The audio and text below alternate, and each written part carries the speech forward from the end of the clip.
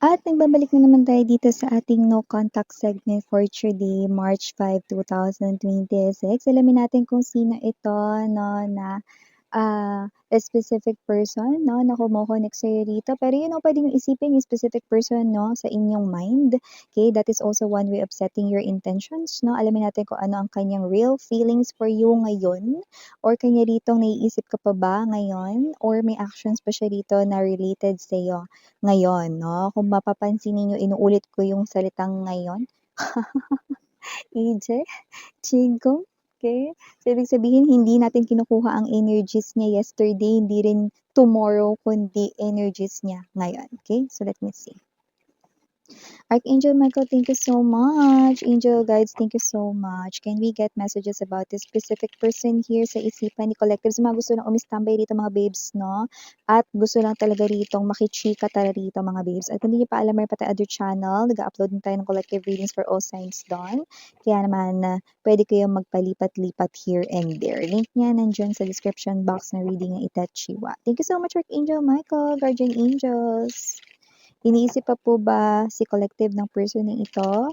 May feelings pa po ba siya kay Collective, or ano po bang actions niya sa kanyang mind regarding kay Collective? Can you please show me? Collective.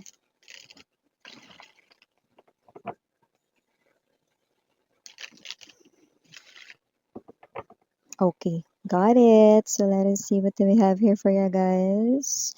Para sa ating no contact update for today, we have the Knight of Wands. Ochonche, I knew it. Sinasabi ko na nga ba? Kaya pala iba yung aking na-feel bago ko to ilatag or ilapag. Okay? Baka magulat kayo kung sino to mga mahal. We also have here para sa bottom of the deck, 8 of Wands. Page of Swords, yeah. Look at that, okay? So, bakit ko binanggit na baka magulat kayo rito, sweethearts, dahil itong person na to, bago ito, Kasi kung sino man ito, hindi ito ang specific person na nasa isip mo, pero itong tao na to, kaya siya lumabas sa energy mo dahil ikaw ay kanya ritong pinakaiisip, no? Ito ay walang iba kundi ang babae or lalaki or third party or third wheel ng person mo na ngayon ay ini-spy kayo rito, no? Pero sinasabi ko sa inyo, no, lumalabas dito, no, because I also heard this, no match.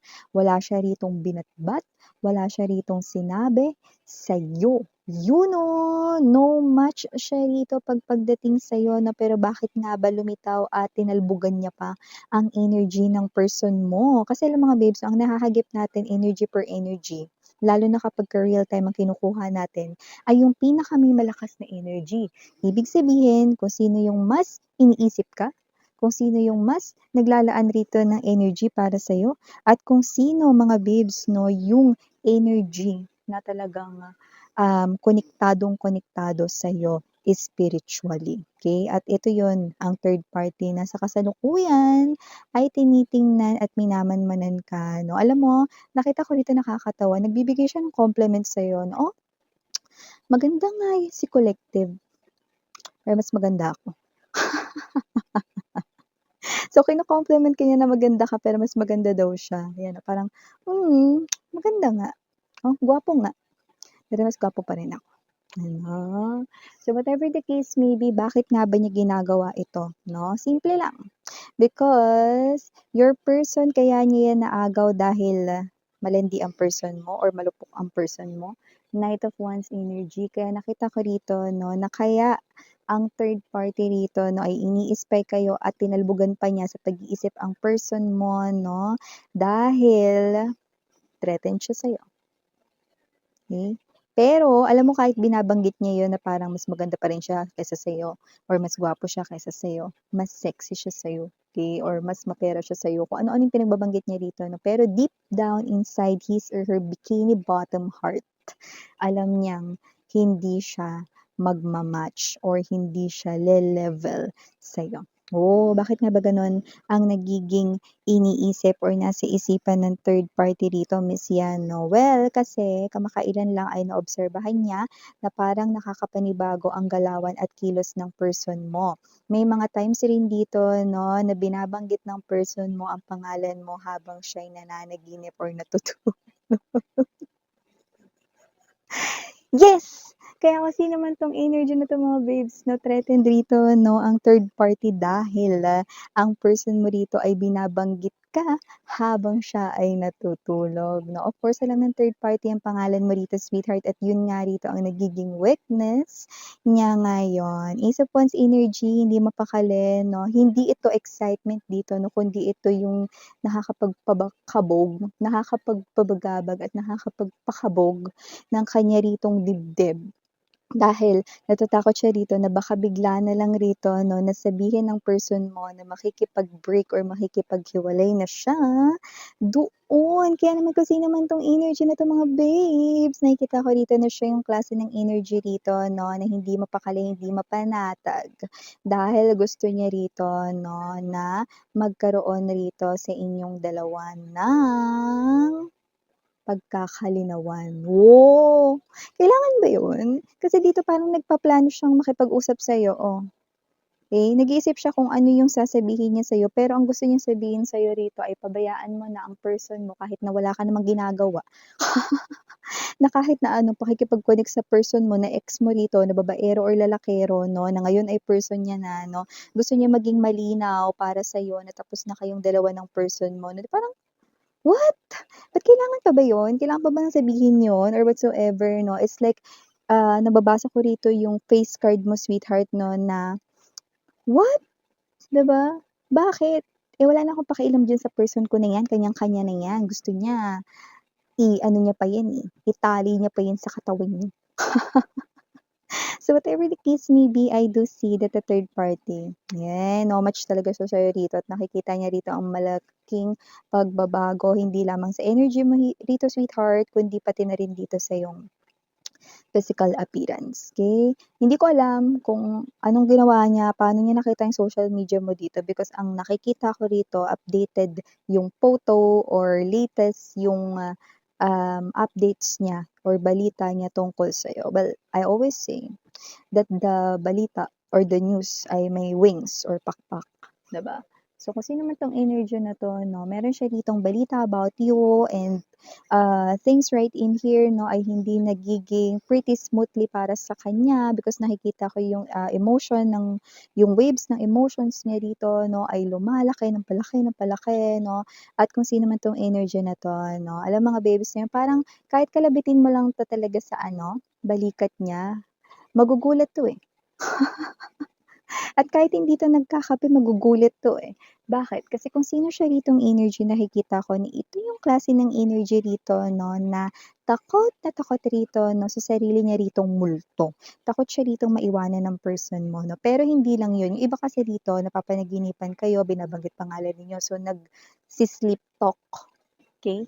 And yung iba naman dito 'no, hindi lang pati sa panaginip, even sa loob ng kanila ritong conversation ay nababanggit rin ang pangalan mo, 'yan. So, definitely ang naiisip ng third party 'no, ay, kung magpapatuloy ito baka iwanan na siya ng person niya na dati mong person 'no, at bumalik ito sa'yo. So, gusto niya mag-usap kayo at magkalinawan 'no, na matagal na kayong tapos ng person mo kaya, ikaw ay, mag-move on na kahit na naka-move on ka naman na ritong matagal na. At nakikita ko rito 'no, na ang malaking takot 'no, bagay na ayaw niyang mangyari pero alam mo yung parang hinihintay niya, kasi alam niyang parang mangyayari, pero ayaw niyang hintayin. Nakuha mo ba yung gano'ng klase ng energy? Gano'n yung nangyayari sa third party, why? It is because alam niya na inagaw niya lang yung person mo para mapunta sa kanya, nakuha mo? It is a, negative behavior, it is something here bad, something here na hindi maganda. That's why natatakot siya na baka ito ay, bumanda, you know bumanda? Yung 'pag bumato ka ng, bola 'no, sa pader babalik yun sa'yo 'di ba, sweetheart, kasi tatalbog yun be. Sa gano'ng klase ng energy. So, natatakot siya ritong bumanda sa kanya yung karma na, okay, yung inagaw niya mula sa'yo ay magbalik sa'yo. Kasi maaagaw mo rin pabalik sa kanya. Okay? Pero kung ang tanong mo dito 'no, kasi alam mo kung bakit, kanina binabanggit ko sa inyo, natalbogan niya ang energy ng person mo, ibig sabihin mas pinakaiisip ka rito ng third party. Kasi yung sa person mo nagsisimula pa lang siya rito na ma-acknowledge yung ikaw, yung worth mo, yung halaga mo, okay? That is why hindi niya pa nauungusan yung enerhiya ng third party. But it is something here na nakikita ko na yung third party ay inaalalang sobra. Yun tayo eh. Okay? So, kung sino man tong energy na to, nakikita ko dito na ito yung klase ng energy rito mga bibs, no? Na punong-puno ng pagkabahala ngayon. At saka meron siyang madalas na nasislip, no? Alin yung nasislip na? Yung kunyari may hawak siya, nabibitawan niya pa. Ganon. It is because yung mind niya ay pretty occupied ng fear. Okay? Because this person here is scared. Because this person here knows that anytime, baka bigla na lang siya ritong iwanan ng person mo, okay? Yung dati mong person na person niya ngayon, okay? Because your person here starts to, magising, okay? Sa inyong true connection or sa true muna na worth mo sa kanya. That's why this third party is definitely not having a very good sleep.